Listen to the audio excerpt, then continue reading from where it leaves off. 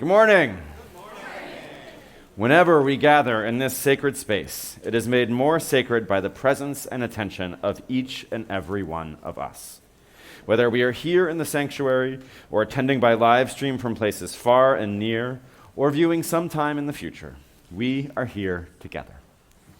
I invite us now to turn to the camera and wave to our live streaming friends.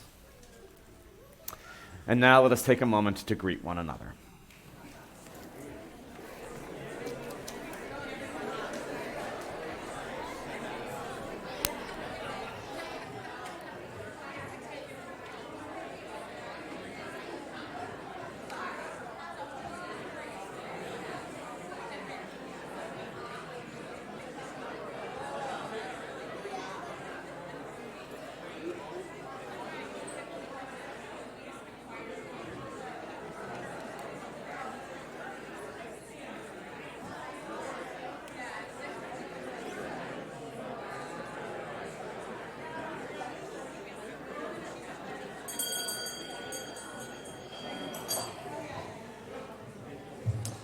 Welcome to the Winchester Unitarian Society, everybody, and welcome to our annual youth-led worship.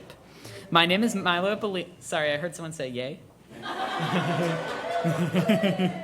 My name is Milo Polito, and I'm a member of WUSI G, the Winchester Unitarian Society Youth Group. Our progressive faith calls us to be radically inclusive, which means offering a seat, a smile, and a hug, with consent, to everybody who joins us here today to worship, in person and online, regardless of your race, country of origin, documentation, sexual or romantic orientation, gender identity, income, physical ability, education, or age. You are all welcome, and we are grateful you have joined us today. Especially for today's special youth-led service, we also want everybody to know that you can be particularly silly today.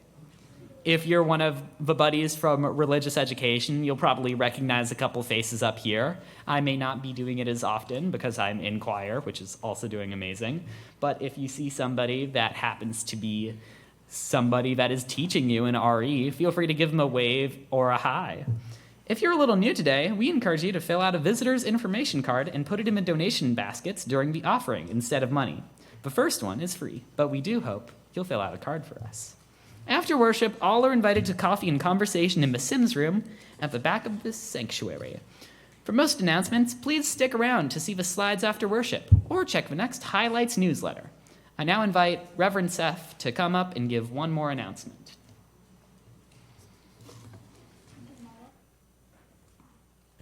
Two more announcements. We'll let Reverend Seth go first.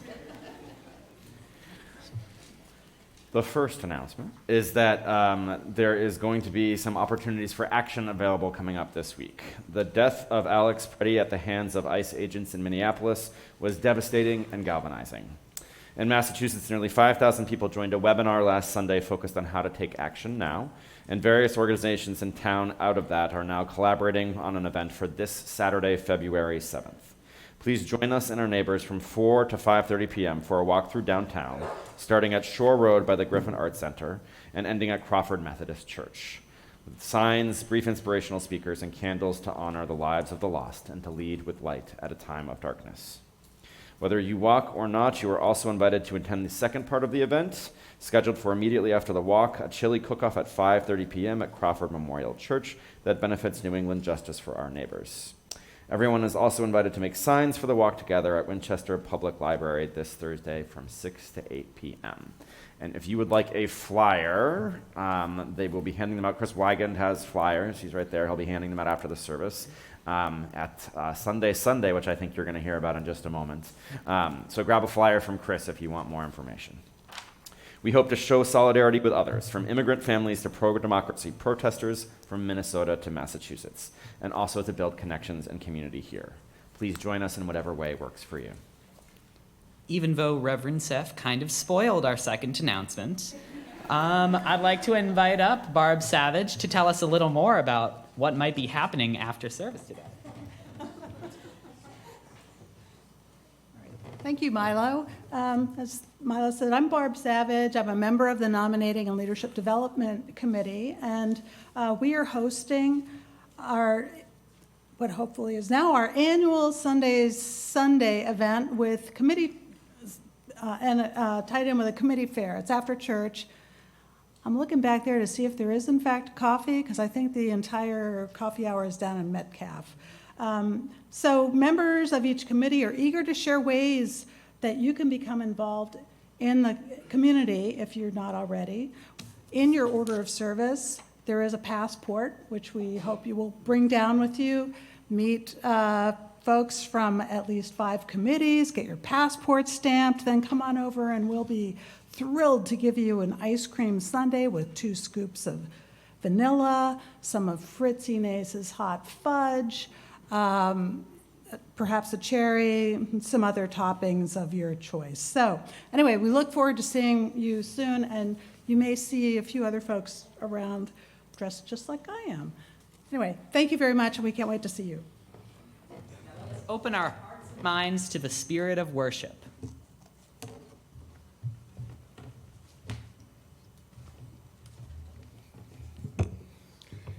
You are beloved, and you are welcome here. Whether tears have fallen from your eyes this past week or gleeful laughter has spilled out of your smiling mouth, you are beloved, and you are welcome here. Whether you are feeling brave or brokenhearted, defiant or defeated, fearsome or fearful, you are beloved, and you are welcome here. Whether you have untold stories buried deep inside or stories that have been forced beyond the edges of comfort, you are beloved, and you are welcome here. Whether you have made promises, broken promises, or are renewing your promises, you are beloved, and you are welcome here. Whatever is on your heart, however it is with your soul in this moment, you are beloved, and you are welcome here.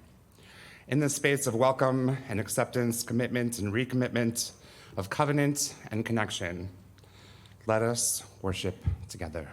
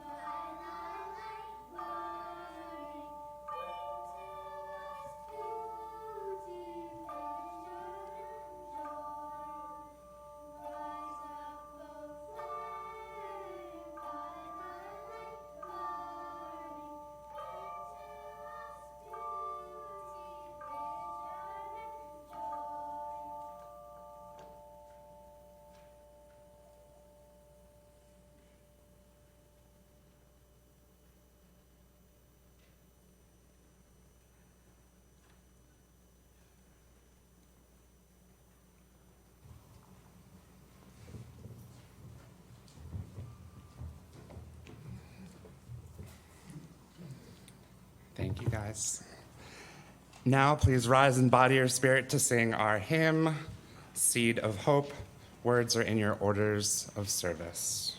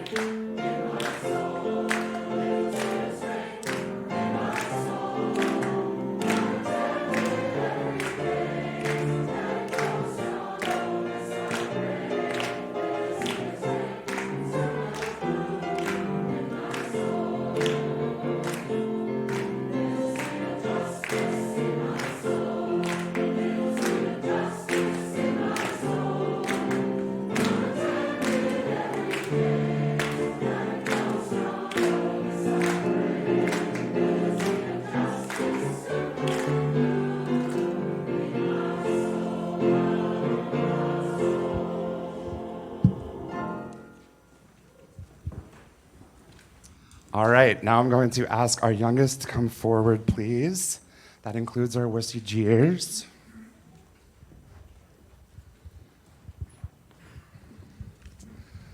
Come on down.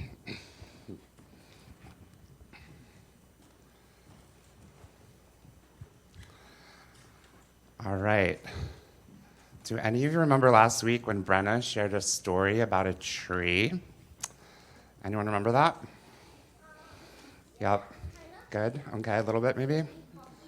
Maybe possibly. Okay, nice. So she talked about the resilience of the tree and how it survived, and how we also have to deal with storms and challenges, but we too can be resilient. But it's a lot easier when other people help us, right? And we can also help other people, and that's what being in community together is all about. So today's worship is about how we can also use hope as a way to help brave the storms, and how we can also share our hopes with each other to build resilience together. Yay! That's what this sign says. Yay! Yay, hope! Yay, resiliency! So now here's the fun part, everybody. We need all of your help to spread some hope to everyone today. And we're going to be golden and have fun while doing it too. So in a moment, we'll see Gers, so that's the older kids in high school, right? They're going to be singing Golden, which is a song about letting go of your fears and being yourself and who you were born to be, from the movie K-pop Demon Hunters. Okay, Jeremiah hasn't seen it. Has anyone else here seen the movie? Yeah? Nice. Did you like it? Yeah? Awesome. And you know the song Golden then, right? So when the wussy Gers start singing Golden, that's actually the rest of your cue to find. There's going to be piano background music. Yep, exactly. John's going to do the background music. The wussy Gers are going to be singing the song. And you guys are going to find all of the golden eggs that we hid up here. Mm-hmm. Exactly. So each one of these has a message of hope inside.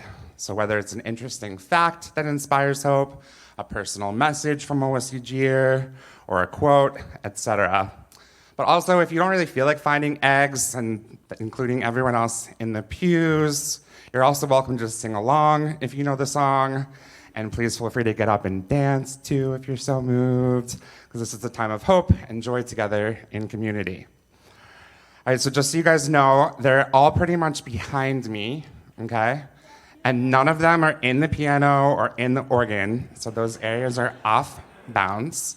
All right, there are 100 eggs in total, but wussy Gers already found some of them for you. So now you guys need to find the remaining 67 eggs.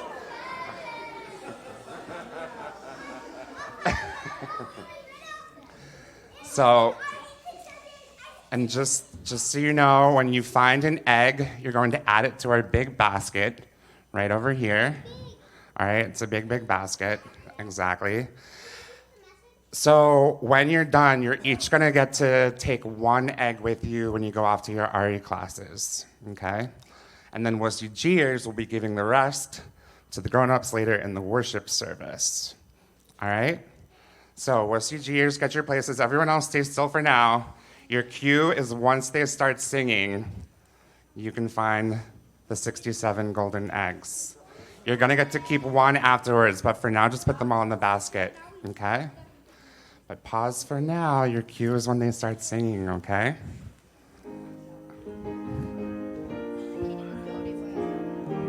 Wait till they start singing. There you go. There you go.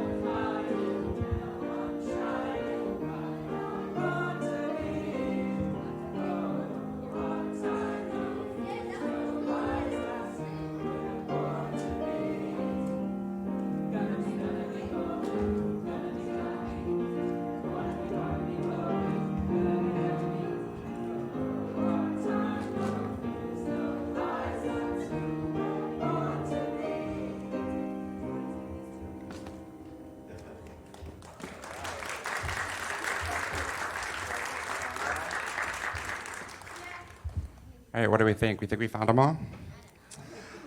I think that's a giant basket full of eggs. I'm pretty sure you got them all there. Okay, do we have to count them? So, no, that's okay. We're not going to count them. But awesome job. So now you can each come and take one, and then you're going to go off to your RE classes unless your neighboring faiths are coming of age who stay here for worship today. And so, yeah, grab one and then head out while everyone else sings them out with a blessing. The words are in your order of service. All right, grab another one.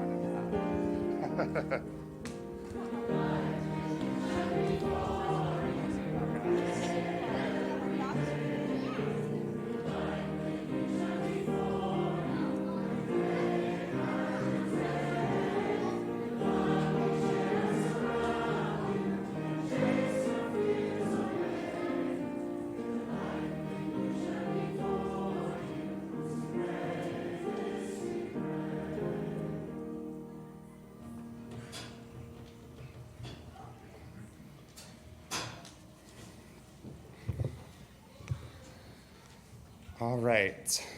So at this time, we're going to shift gears a bit and have a time of centering and acknowledgement of the heartbreak that so many of us have felt as people living in America during this tumultuous week, especially with everything going on in Minnesota. I'm going to read a statement from the chaplain of the Minnesota Timberwolves and then lead a brief prayer. If you're a church posting prayers for peace and unity today while my city bleeds in the street, miss me with that softness you only wear when it costs you nothing. Don't dress up avoidance as holiness. Don't call silence peacemaking. Don't light a candle and think it substitutes for showing up. Tonight, an ICE agent took a photo of me next to my car, looked me in the eye, and told me, "We'll be seeing you soon." Not metaphor, not hyperbole, a threat dressed up in a badge and a paycheck. Peace isn't what you ask for when the boot is already on someone's neck. Peace is what the powerful ask for when they don't want to be interrupted. Unity isn't neutral. Unity that refuses to name violence is just loyalty to the ones holding the weapons. Stop using scripture like chloroform. Stop calling your fear wisdom. Stop pretending Jesus was crucified because he preached good vibes and personal growth. You don't get to quote scripture like a lullaby while injustice stays wide awake. You don't get to ask God to heal the land if you won't even look at the wound. There's a kind of peace that only exists because it refuses to tell the truth, that peace is a lie. And lies don't grow anything worth saving. The scriptures you love weren't written to keep things calm. They were written to set things right. And sometimes the most faithful thing you can do is stop praying around the pain and start standing inside it. If that makes you uncomfortable, good. Growth always is.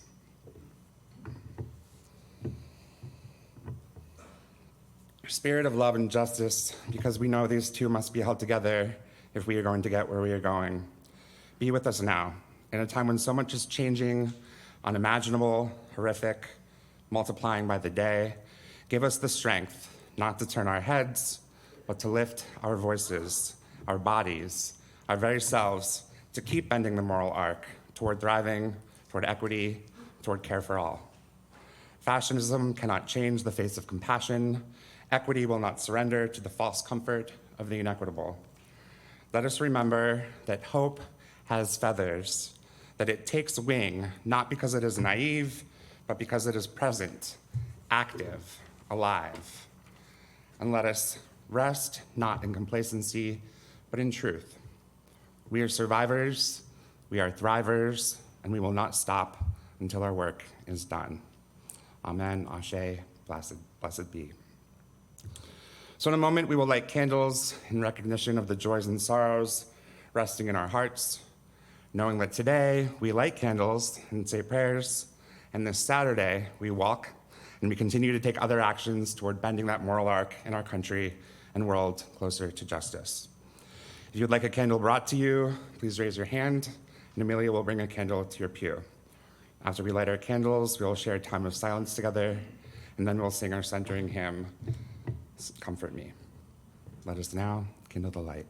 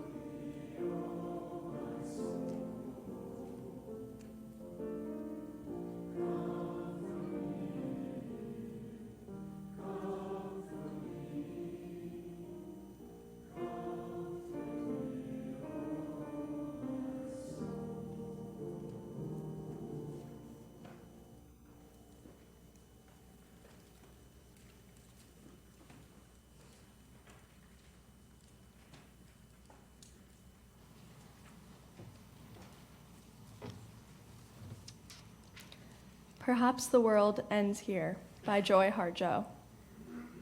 The world begins at a kitchen table. No matter what, we must eat to live. The gifts of earth are brought and prepared, set on the table. So it has been since creation, and it will go on. We chase chickens or dogs away from it. Babies teethe at the corners. They scrape their knees under it. It is here that children are given instructions on what it means to be human. We make men at it, we make women.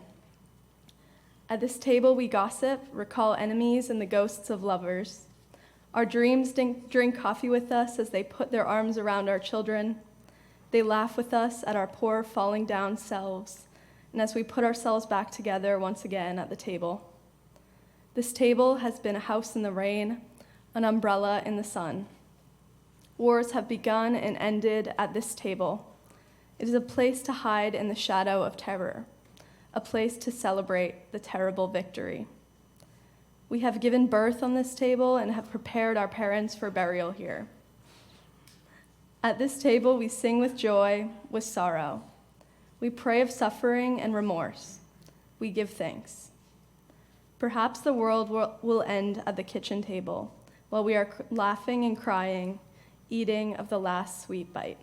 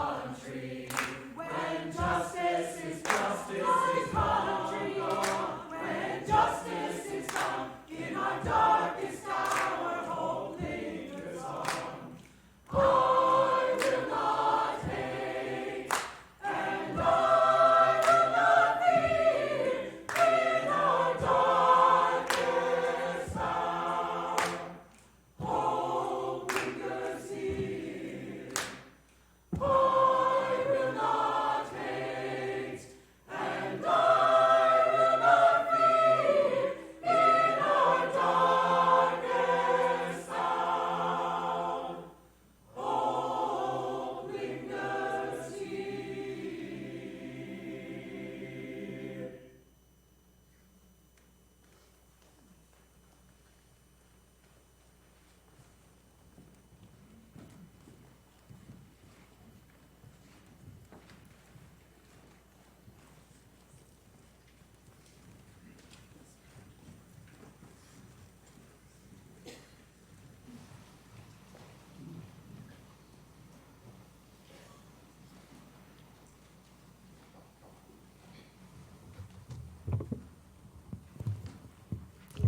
Good morning, everyone.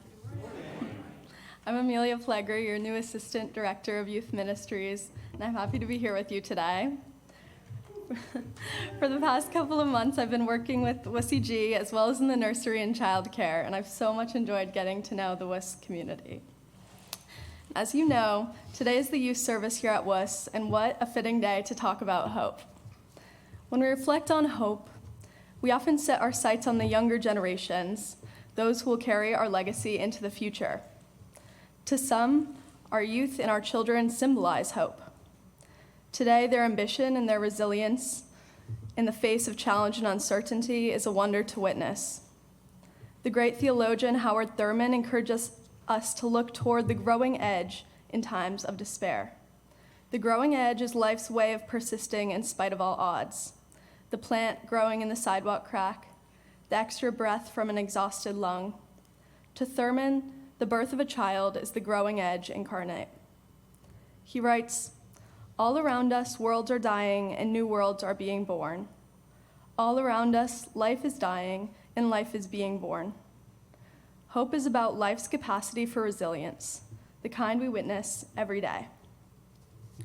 For some, this notion of birth, new life, and generations to come is not sufficient for kindling the tenuous flame of hope.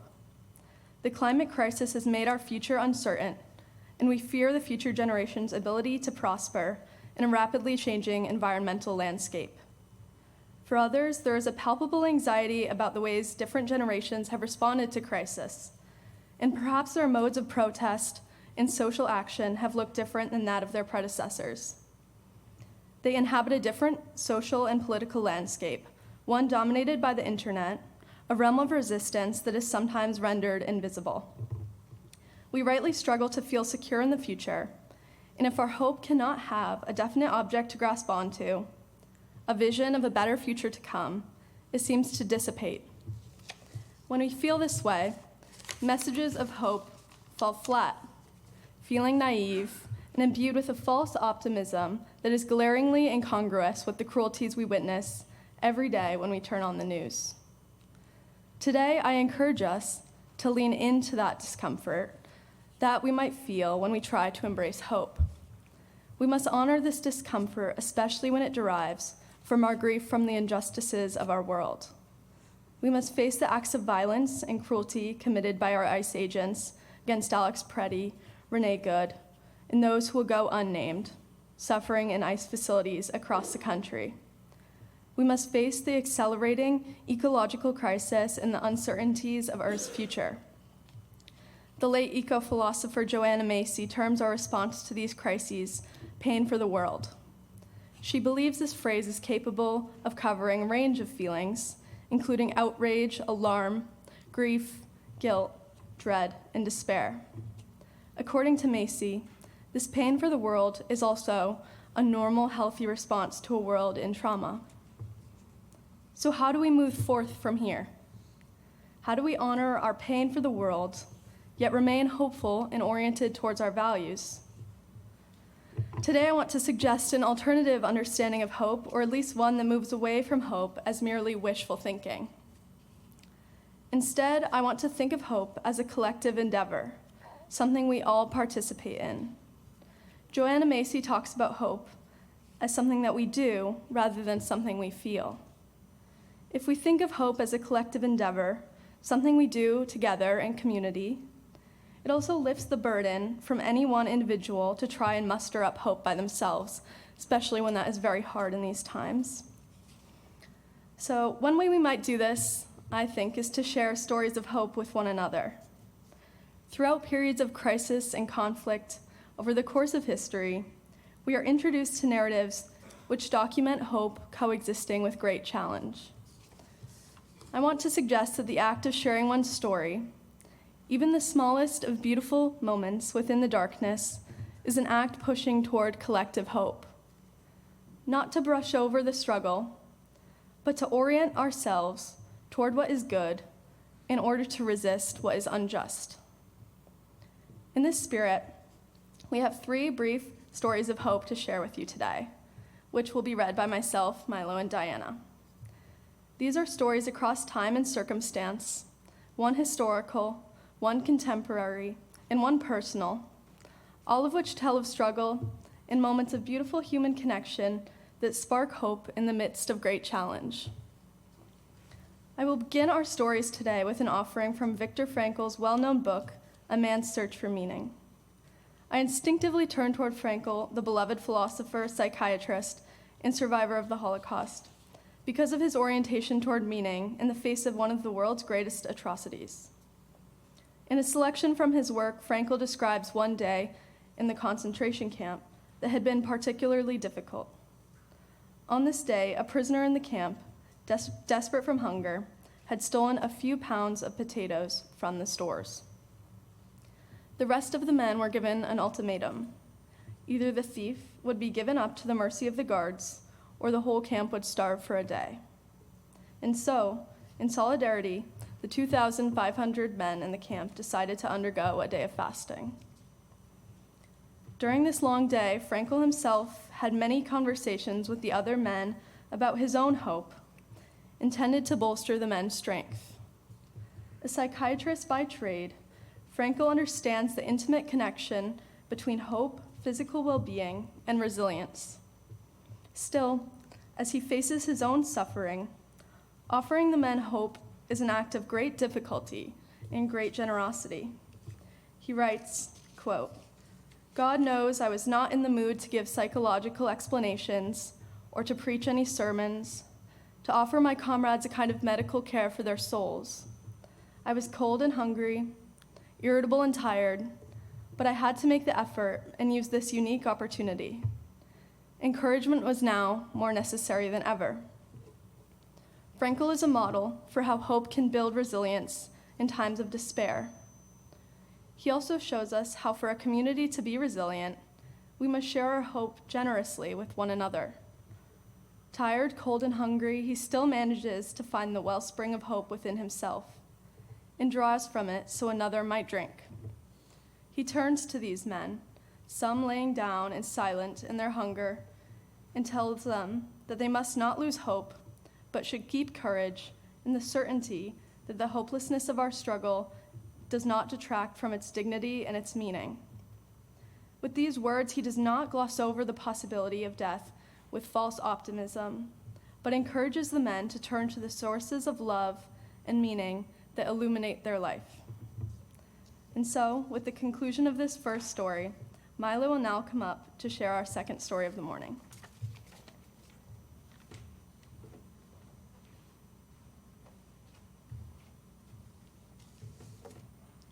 Good morning, everyone.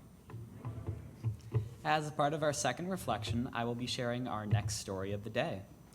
This story comes from a Vanity Fair article written by Rumesa Ozturk, the Tufts graduate student arrested and detained by ICE because of the opinions she shared in a university publication. In this article, she describes the journey to the facility, as well as the people and the conditions there. After 2 nights of transportation, Ozturk, tired and hungry, describes being escorted to a small cell, barely large enough for the 23 women already inside of it. She writes that these women greeted her with warmth and smiles upon her entering, and at first, their friendliness confused her. There are daily struggles within the cell, where the Muslim Ozturk is denied opportunities for prayer, lacks access to hygiene products, and faces cold temperatures and limited food. Despite these conditions, the women being held there talk kindly with Rumesa, offering her tea and cookies despite language barriers. She describes an experience of the prison separate from the one imposed on her by the guards, an experience, quote, immersed daily in the love, beauty, resilience, and compassion of these women. At one point, Rumesa checks out a novel from the limited library at the facility. Within the pages, she finds handwritten notes with the names and dates of detainees who had previously been held there. She reflects on this moment, writing, "These messages were filled with reminders of hope, strength, and the assurance that this too shall pass. Tears welled up in my eyes as I read their heartfelt expressions. It's incredible how human beings can find ways to uplift each other. I continued to turn the pages, holding on to the hope of finding brighter moments in this terrifying situation. all thanks to the kindness of people I had never met. In her remarkable article, Ozturk does not gloss over the horrors of her arrest and detention, but she deliberately includes these pockets of hope and of a community fostering resilience by sharing that hope with one another. I now invite Diana up to share our third and final story of the morning.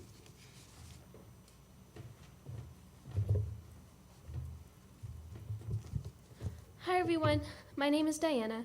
You may have seen me around. I've been coming to WIS for 17 years. I am an RE teacher and a youth member in WSEG. I'll be sharing our third and final story of the morning. I'm going to share something with you from my own life. We've been talking about hope today, which is a very difficult and meaningful topic for me. This past year has been the hardest year of my life, and will most likely keep that title for a long time. I've always struggled with mental health, but this year has been particularly challenging. Reflecting on my life, I realized some of the most hopeful moments have been here at the church. I am grateful for this community and all the smiling faces at coffee hour, my teachers, my friends, good food, fun events, and a place that always has made space for me. During this period of life, WSEG has been something I can count on to build good memories. Last year, our WSEG group made a trip down to War, West Virginia, for a service trip with Big Creek people in action. When I think about hope, I think back to this trip.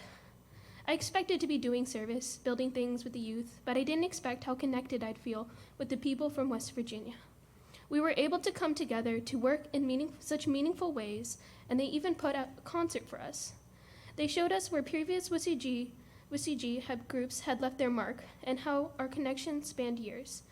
These were people with real struggles, although different from my own, and their resilience was inspiring. They shared stories with us and their hope in the face of all that their community had gone through. The West Virginians described their struggles, but told us how the community's deep bonds was the strongest resource, the best comfort, and the greatest source of hope they had.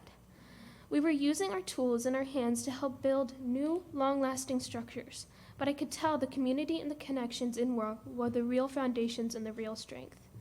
Turning back to my normal life, I realized that Winchester Unitarian Society has been my community and my source of hope throughout some challenging years. Thank you so much for letting me share these stories with you today.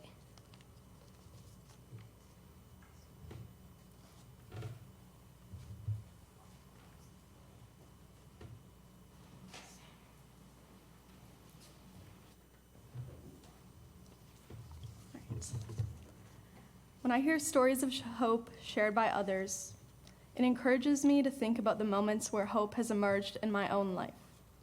I am able, in the words of Thurman, to look toward the growing edge, the magnificent way life persists in the midst of darkness. Thurman talks about trees, how in a winter as cold as this one, the tree roots are silently at work in the darkness of the earth, preparing for the time when there might be new life, fresh blossoms, green fruit. As we think about resistance and what resistance means to the injustices of our current time, we might shore up our strength in such a way.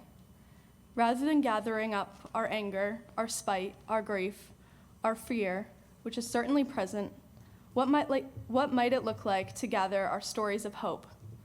The moments when our faith in human love and connection were rekindled. While the former feelings are real and vital parts of our story of resistance, I believe our hope offers us a much, much deeper well to draw from. Can we tell a collective story of hope? One that orients us toward our values, offers us an alternative vision of the future, and unites us in the midst of our uncertainties? May we share in that story together. Thank you.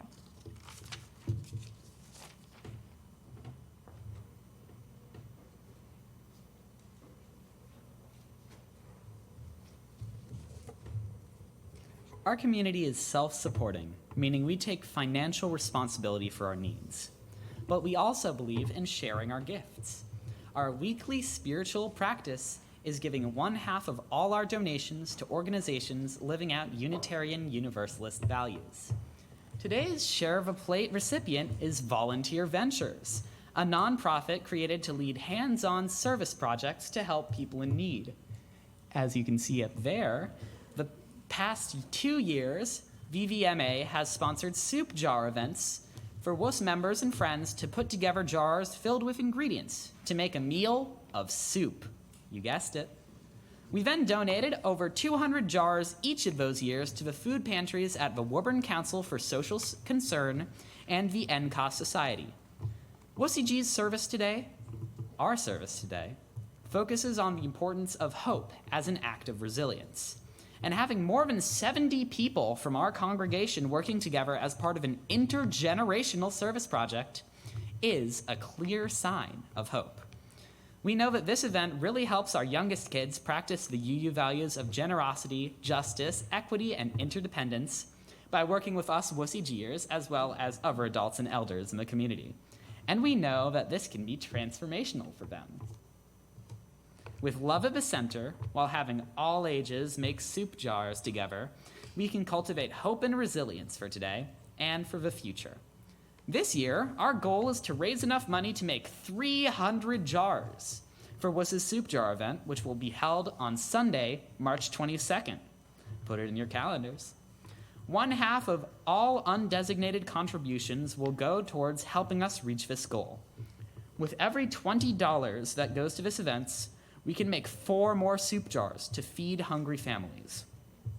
So, if there was any day for you to donate generously, it would be today to VVMA. And remember to sign up for our soup jar event during today's Ice Cream Sunday committee fair. The offering will now be generously given and gratefully received.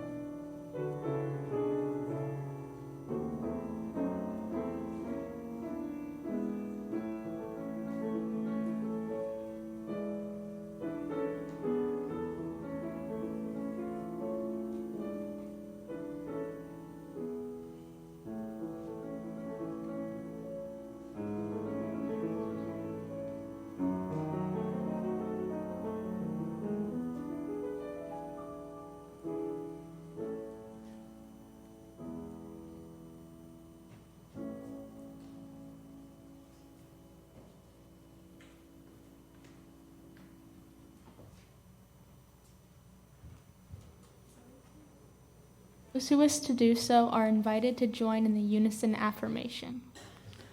We gather not for ourselves alone, but to use our common power to build the beloved community within and beyond these walls. We create and reaffirm this covenant this day, to make justice flourish, to practice compassion amidst difference, and to embody transformative love.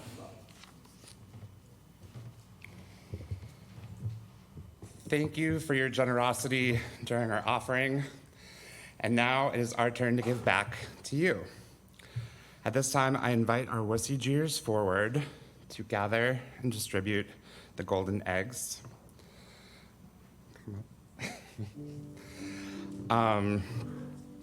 Wussy Gers spent Friday night here at Wuss at a sleepover, discussing our service trip, having fun, and making 100 of these golden eggs, filled with messages that we, well, hope, will in turn give you hope.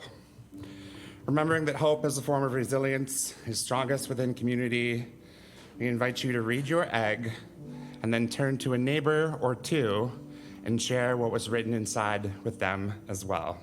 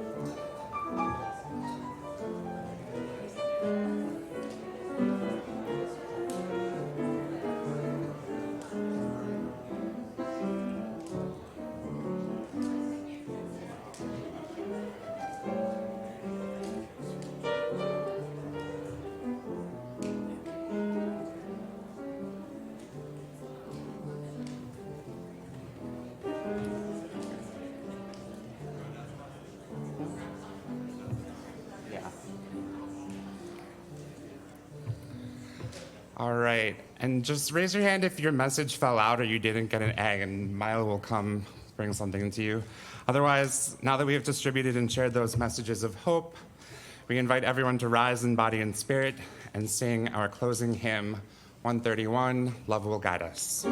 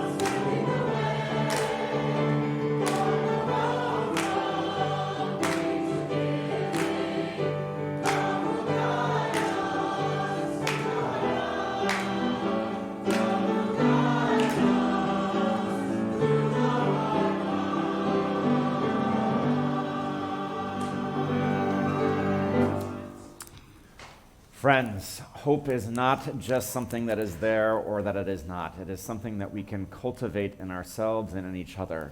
If you're feeling the lack of hope, look to someone nearby, look to someone in our community.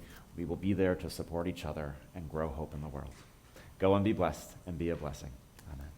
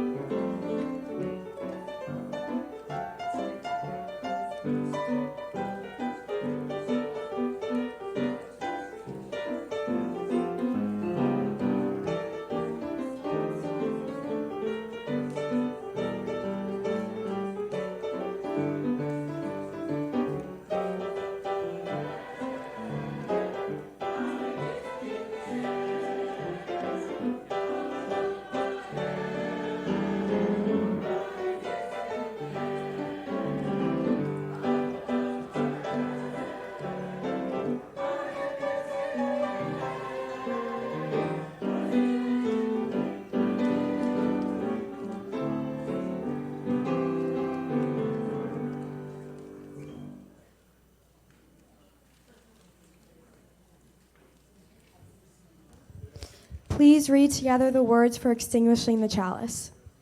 We extinguish this flame, but not the light of truth, the warmth of community, or the fire of commitment.